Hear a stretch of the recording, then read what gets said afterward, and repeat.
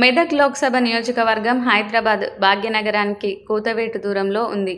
Greater Hyderabad ప్రాంతానికి చేరువలో ఉంది. ఇక్కడ నుంచి ఎన్నికల్లో బీసీల బిడ్డ నీలం మధు మోదిరాజ్ ఎన్నికల్లో పోటీ చేసేందుకు అవకాశం వచ్చింది. 25 ఏళ్ల తర్వాత మెదక్లో కాంగ్రెస్ జెండా ఎగరడం ఖాయమంటున్నారు స్థానికులు. బరిలో నీలం మధు దిగడంతో సీన్ మారిపోతోంది. మొన్నటి వరకు గెలుపుపై ధీమాగా ఉన్న నేతలకు నోట్లో పచ్చి వెలక్కాయ పడ్డట్టయింది. మెదక్ కాస్మోపాలిటన్ కల్చర్ ఇప్పుడు ఎవరిని విజయ తీరాలకు చేర్చుతుందన్న దానిపై గందరగోళం ఉంది. కానీ ప్రజలు ఇప్పటికే ఎవరికి ఓటు వేయాలన్న దానిపై ఒక క్లారిటీతో ఉన్నట్టుగా తెలుస్తోంది. గత అసెంబ్లీ ఎన్నికల్లో సిద్దిపేట, మెదక్, నర్సాపూర్, సంగారెడ్డి, పటాన్చెరు, దుబ్బాక, గజ్వేల్ 7 నియోజకవర్గాల్లో బీఆర్ఎస్ పార్టీ విజయం సాధించినప్పటికీ మెజారిటీ నియోజకవర్గాల్లో కాంగ్రెస్ అభ్యర్థులు హోరాహోరీ ఫైట్ ఇచ్చారు. దుబ్బాక, గజ్వేల్ మినహా 5 సెగ్మెంట్లలోనూ బీఆర్ఎస్ పార్టీకి నిజమైన ప్రత్యర్థులుగా కాంగ్రెస్ నేతలు నిలిచారు. దీంతో ఈసారి మెదక్ ఎంపీగా విజయం సాధించేందుకు తగిన వాతావరణం ఏర్పడినట్టు విశ్లేషకులు అంచనా వేస్తున్నారు. మెదక్ ఎంపీ పరిధిలోని 7 సెగ్మెంట్లలోనూ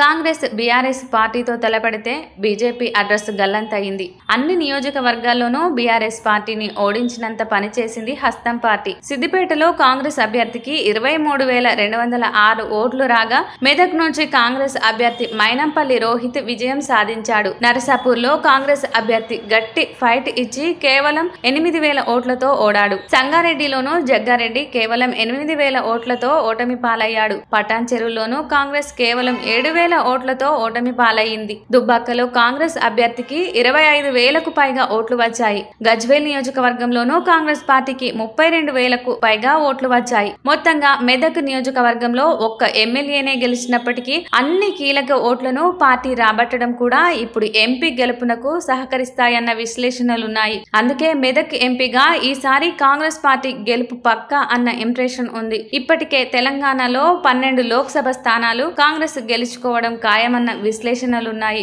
సీఎం రేవంత్ రెడ్డి పాలన, ఎన్నికల్లో ఇచ్చిన హామీలు అమలు చేయడం ద్వారా వచ్చే ఎన్నికల్లో కాంగ్రెస్ గెలుపు నల్లేరుపై నడకేనన్న భావన ఉంది. కాంగ్రెస్ నాయకుల్లో కనిపిస్తుంది. దీనికి తోడు నియోజకవర్గంలో 70% పైగా ఉన్న బహుజనులు మోదిరాజ్ సామాజిక వర్గానికి చెందిన నీలం మధును గెలిపించుకు తీరతామంటున్నారు. అంతేకాదు ఎన్నికల్లో విజయం కోసం నీలం మధు వ్యూహాలు వర్కౌట్ అయ్యాయని ఒక సర్పంచ్ గా ఉన్న సామాన్యుడు ఇప్పుడు ఎంపీగా బరిలో దిగి అటు బీఆర్ఎస్ ఇటు బీజేపీ నేతలకు చెమటలు పట్టిస్తున్నాడని కాంగ్రెస్ నాయకులు చెబుతున్నారు. అందుకే ఈసారి కాంగ్రెస్ పార్టీ అభ్యర్థి నీలం మధు భారీ మెజారిటీతో గెలిచే అవకాశాలు ఉన్నాయని రాజకీయ విశ్లేషకులు అంటున్నారు. మే 13న జరగనున్న పార్లమెంటు ఎన్నికల్లో మెదక్ పార్లమెంటు స్థానంలో కాంగ్రెస్ పార్టీ అభ్యర్థి నీలం మధు భారీ మెజారిటీతో గెలుపు పొందడం ఖాయమని జిల్లా ఇన్ఛార్జి మంత్రి కొండా సురేఖ అన్నారు. శనివారం నీలం మధు నామినేషన్ కార్యక్రమానికి వెళ్తుండగా మార్గ మధ్యలో రాంపూర్ గ్రామంలో మోదిరాజ్ సంఘం ఆధ్వర్యంలో నీలం మధుకు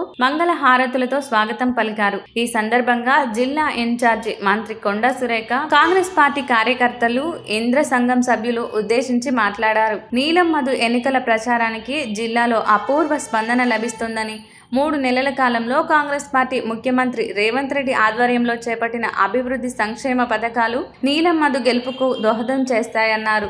మరి చూద్దాం ఎవరు గెలుస్తారో ఎవరు ఓడిపోతారో త్వరలోనే తెలుస్తుంది.